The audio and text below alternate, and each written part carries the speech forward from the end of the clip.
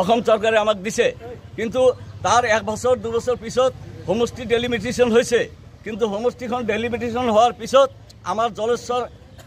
জলেশ্বৰৰ পৰা 15 কিলোমিটাৰ দূৰত্বত সেই উপজিলাৰ এটা ঠাই তাত নিৰ্বাচন কৰিছে অথচ যিটো ঠাই বানপানীত 6 মাহ কাল তাত বুৰি থাকে তাত চৰকাৰৰ যথেষ্ট টকা পইচা তাত লোকচান কৰা হ'ব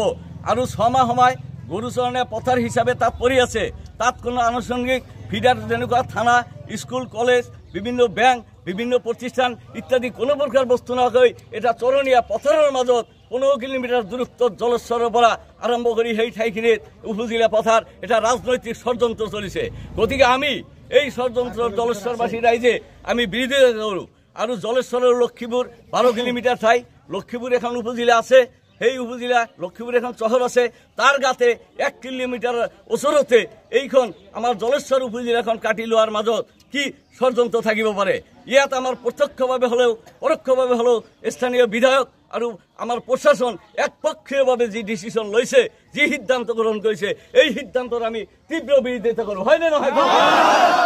গতিকে আৰু এটা কথা আমি যি অফিচৰ সন্মুখত আজি থিয় হৈ আছো এই অফিসখনতে এটা সময়ত সাব ডিভিজনৰ কথা ইয়াত ঘোষণা কৰা হৈছিল আজিৰ পৰা 2-3 বছৰ আগতে আৰু এই অফিসখন ব্ৰিটিছৰ সময়ৰ পৰা এই অফিসখন চলি আছে যেতিয়া ভাৰত স্বাধীন হোৱা নাছিল ৰাজাৰ যেতিয়া জমিদাৰী প্ৰথা আছিল তেতিয়াৰ পৰা ইয়াত খাজনা টান্দা জমি পাৰ্টি সম্পত্তিৰ যাৱতীয় কাম কাজ ইয়াত পৰিচালিত হৈছিল আজি স্বাধীনতাৰ ৭৮ বছৰ পিছতো এইখন অফিসক বন্ধ কৰি সমস্ত ৰূপে উপেক্ষা কৰি লক্ষীপুৰলৈকে লৈ গৈছে আৰু উবুল জিলাৰ কাৰ্যালয়খন লক্ষীপুৰ টাউনৰ গাতে 1 কিলোমিটাৰ যিটো আমাৰ সমষ্টি বেলেগ 1 কিলোমিটাৰ দূৰৰ পৰা বেলেগ সমষ্টিৰ লগত আমাক সংলগ্ন কৰা হৈছে গতিকে আমি স্থানীয় ৰাইজ গতিকে আমি জলেশ্বৰবাসী ৰাইজ আমি নকওঁ যে এইটো আমাৰ জলেশ্বৰতে দিব লাগে এইটো কথা আমি কোৱা নাই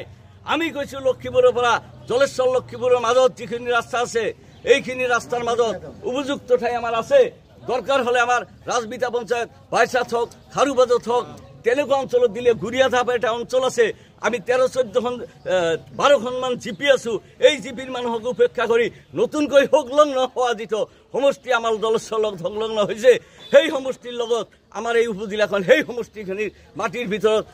স্থাপন কৰাৰ যিটো যোজনা কৰিছে সেই যোজনা আমি তীব্ৰ বিৰোধিতা কৰোঁ আৰু যদি প্ৰয়োজন সাপেক্ষে আমি তীব্ৰ আন্দোলন কৰি তুলিম আমাৰ এই অঞ্চলৰ মাজত ৰাইজৰ লগত বুদ্ধিজীৱীৰ লগত আলোচনা কৰি আমাৰ এটা উপযুক্ত ঠাইত দিলে আমাৰ কোনো প্ৰকাৰ আপত্তি নাথাকিব আৰু যিটো আমাৰ স্থানীয় বিধায়ক ইয়াত মৌনতা ভৰত কৰিছে আৰু তেখেতে যদি জলেশ্বৰক মৌনতা ভৰত কৰি থাকে তেওঁ যদি জলেশ্বৰবাসী হৈ জলেশ্বৰ পুৰাণা সমষ্টিৰ মাটিত যদি তেওঁ এই উপজিলাখন স্থাপন নকৰে আমি অনাগত দিনত তেখেতৰ বিৰুদ্ধে আমি তীব্ৰ আন্দোলন গঢ়ি তুলিম আৰু তেখেতক আমি ৰাজনৈতিকভাৱে বয়কট কৰিবলৈ আমি সিদ্ধান্ত গ্ৰহণ কৰিম